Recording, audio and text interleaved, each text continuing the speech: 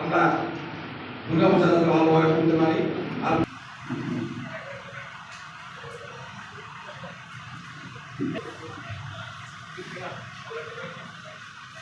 ওনারা আমাদেরকে আসলে যে কি বলবেন শোনার জন্য খুবই আমাদেরকে ডাকছেন, আমরা আমাদের শুনতে আসছি।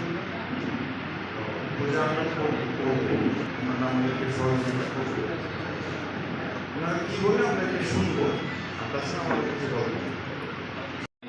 নমস্কার ও আদাব। আসলে এখানে আমাদের পূজা তাদেরকে আসার আমন্ত্রণ রেখে আমি এখানে আমার বক্তব্য শেষ করছি।